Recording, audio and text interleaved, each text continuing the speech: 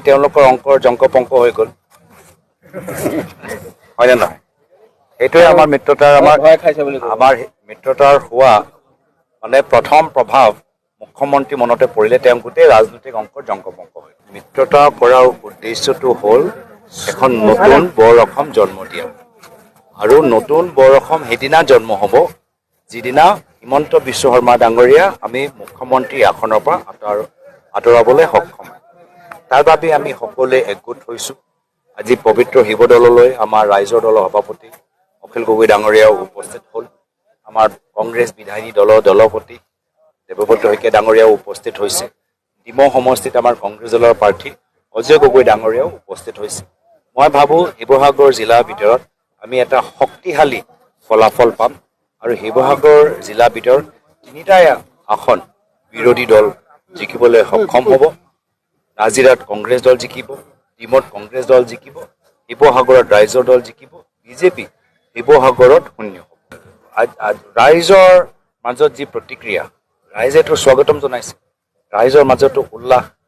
আমি ৰাইজৰ কাৰণেহে কৰিছোঁ ৰাইজ আনন্দিত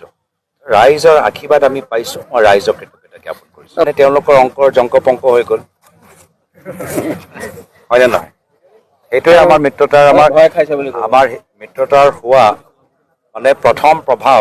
মুখ্যমন্ত্ৰী মনতে পৰিলে তেওঁ গোটেই ৰাজনৈতিক অংকৰ জংকপংক হৈ মিত্ৰতা কৰাৰ উদ্দেশ্যটো হ'ল এখন নতুন বৰ অসম জন্ম দিয়া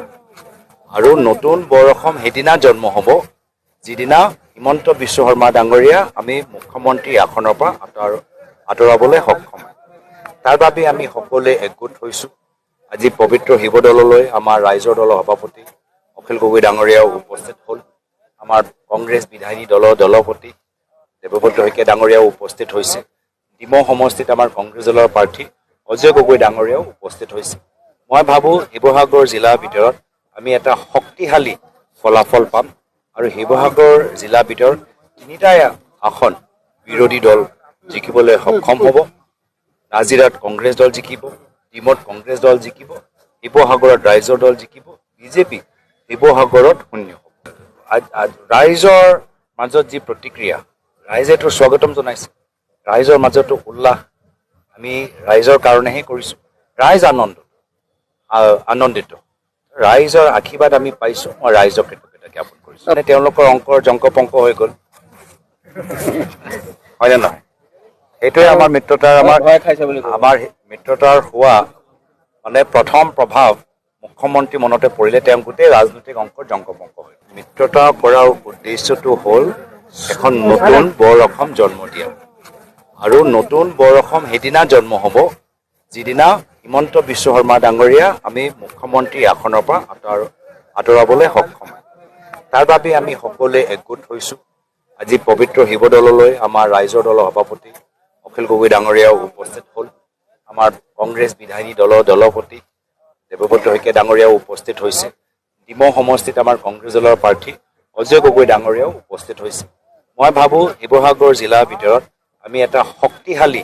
ফলাফল পাম আৰু শিৱসাগৰ জিলাৰ ভিতৰত তিনিটাই আসন বিৰোধী দল জিকিবলৈ সক্ষম হ'ব নাজিৰাত কংগ্ৰেছ দল জিকিব ডিমৌত কংগ্ৰেছ দল জিকিব শিৱসাগৰত ৰাইজৰ দল জিকিব বিজেপি শিৱসাগৰত শূন্য হ'ব